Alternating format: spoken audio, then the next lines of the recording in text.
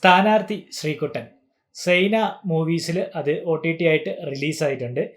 കുറച്ച് ദിവസമായി റിലീസായിട്ട്. പക്ഷെ ഞാൻ എവിടെയും ഇതിനു മുന്നേ യാതൊരു തരത്തിലുള്ള നല്ല കമൻറ്റുകളോ അല്ലെങ്കിൽ നല്ല റിവ്യൂകളോ ഒന്നും ഈ സിനിമയെക്കുറിച്ച് കണ്ടില്ലായിരുന്നു.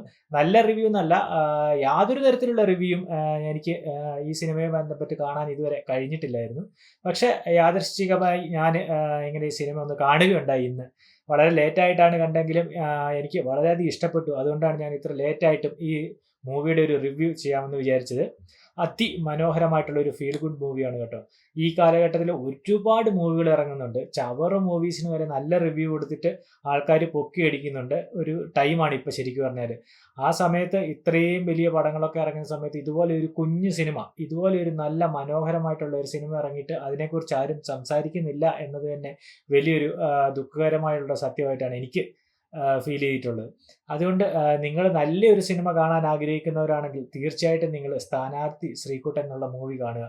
വളരെ വളരെ മനോഹരമായിട്ട്, വലിയ ഒച്ചപ്പാടോ ബഹളമോ ഒന്നുമില്ലാതെ ഒരുപാട് കോമഡികളും അതുപോലെ നമുക്ക് ഒരുപാട് നൊസ്റ്റാൾജിക് മെമ്മറീസ് ഒക്കെ തരുന്ന ഒരുപാട് മുഹൂർത്തങ്ങളുണ്ട് ഈ സിനിമയിൽ. അതുപോലെ ഈ സിനിമയിലെ കേന്ദ്ര കഥാപാത്രമായിട്ട് അഭിനയിച്ചിരിക്കുന്നത് നമ്മുടെ അജു വർഗീസ് ആണ്. അജു വർഗീസ് ഒരു രക്ഷയില്ല കേട്ടോ. ഓരോ സിനിമ കഴിയും തോറും അജു വർഗീസ് ഒരു പെർഫോമർ എന്നുള്ള നിലയിൽ നമ്മളെ അത്ഭുതപ്പെടുത്തിക്കൊണ്ടിരിക്കുക. അധികം വലിയ കാര്യങ്ങളൊന്നും അഭിനയിക്കാൻ ഇല്ലെങ്കിലും ചെറിയ മൈന്യൂട്ടായിട്ടുള്ള കാര്യങ്ങൾ വരെ വളരെ വളരെ വ്യക്തമായിട്ട് അതുപോലെ തന്നെ വളരെ വൃത്തിയായിട്ട് അജു വർഗീസ് ഈ സിനിമയിൽ അഭിനയിച്ചിട്ടുണ്ട്. അതുപോലെ തന്നെ സൈജു കുറുപ്പ് ഈ സിനിമയിൽ ഒരു പ്രധാന വേഷം ചെയ്തിട്ടുണ്ട്. അതിമനോഹരമായിട്ടുള്ള ഒരു പ്രധാനപ്പെട്ട ഒരു വേഷമാണ് അദ്ദേഹം ചെയ്തിരിക്കുന്നത്. അതുപോലെ ഒരുപാട് ആൾക്കാർ ഇതിൽ നല്ല നല്ല കഥാപാത്രങ്ങൾ ചെയ്തിട്ടുണ്ട്. അതുപോലെ ജോണി ആൻ്റണി നല്ലൊരു വേഷം ചെയ്തിട്ടുണ്ട്. ഇവരെ എല്ലാവരെയും കടത്തി വെട്ടിക്കൊണ്ട് ഇതിലൊരു കുറച്ച് കുട്ടികൾ അഭിനയിച്ചിട്ടുണ്ട്. ഒരു സ്കൂൾ റിലേറ്റഡ് ആയിട്ടാണ് ഈ കഥ നടക്കുന്നത്. അപ്പം അത് തന്നെ നമുക്ക് വളരെ ഇഷ്ടപ്പെടുന്ന ഒരു പശ്ചാത്തലത്തിലാണ് അവരെ ചിത്രീകരിച്ച് വെച്ചിരിക്കുന്നത്.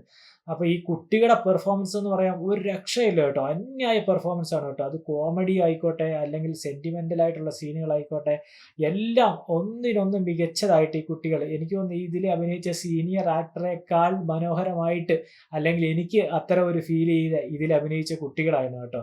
ചെറിയ കുട്ടികളാണ്, എല്ലാവരും അതിമനോഹരമായിട്ട് അഭിനയിച്ചിട്ടുണ്ട്. ഇതിൽ ഒന്നോ രണ്ടോ കുട്ടികളെ ഞാൻ ഇതിന് മുന്നേ സിനിമയിൽ എനിക്ക് പരിചയമുള്ളൂ. ബാക്കിയെല്ലാവരും എനിക്ക് തോന്നുന്നു ഏകദേശം പുതിയ ആൾക്കാരായിരിക്കുന്നു. പക്ഷേങ്കിൽ പുതിയ ആയിട്ട് അഭിനയിച്ചു അല്ലെങ്കിൽ എക്സ്പീരിയൻസ് ഇല്ല എന്നുള്ള യാതൊരു പ്രശ്നങ്ങളും നമുക്ക് ഇവരുടെ അഭിനയം കാണുമ്പോൾ നമുക്ക് തോന്നില്ല കേട്ടോ. അത്രത്തോളം മനോഹരമായിട്ടാണ് ഈ സിനിമ ഇവർ അഭിനയിച്ചു വെച്ചിരിക്കുന്നത്.